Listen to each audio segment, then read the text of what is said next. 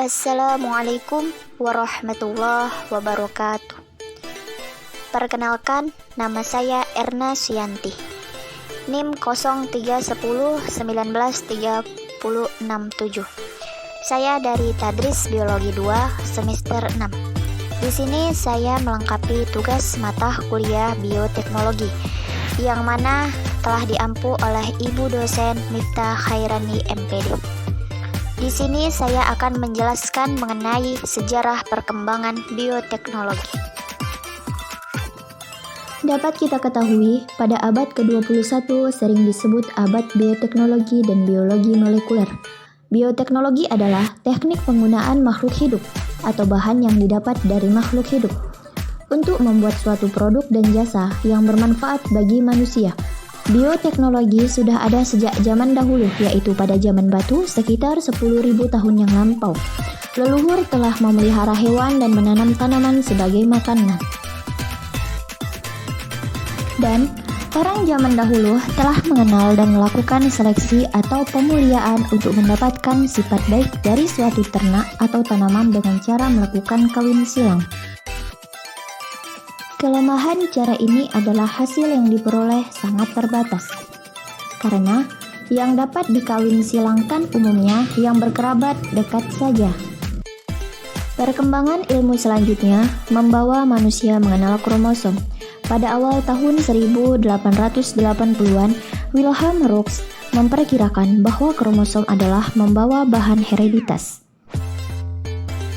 Ahli lain, Mendel mempelajari perilaku kromosom sebagai pembawa bahan hereditas ini. Menurut Mendel, organisme membawa 2 unit hereditas bagi setiap sifat keturunan. Sel tubuh selalu mengandung 2 atau sepasang tiap macam kromosomnya. Pada tahun 1860-an, Friedrich Miescher berhasil mengisolasi bahan dari inti sel ini. Setelah diidentifikasi, diketahui mengandung protein dan asam nukleat. Asam nukleat tersusun atas unit pembangun yang dikenal nukleotida. Satu nukleotida terdiri dari gula, gugus fosfat, dan 4 macam basa nitrogen. Untuk kromosom, gulanya adalah deoksiribosa sehingga disebut DNA, dan keempat macam basanya adalah adenin, timin, sitosin, dan guanin.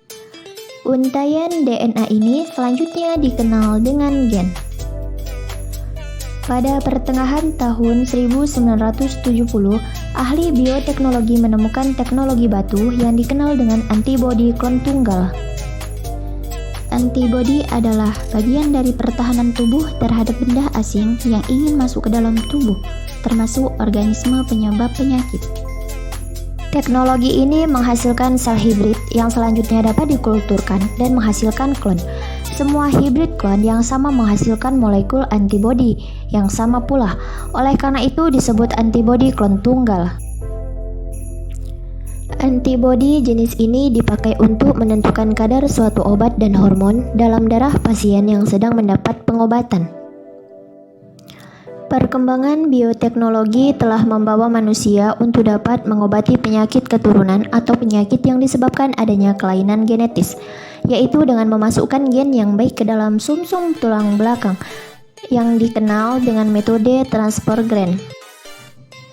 Metode transfer gen yang sedang dikembangkan untuk mengobati penyakit genetik manusia adalah untuk memasukkan gen baru dalam sel somatis saja.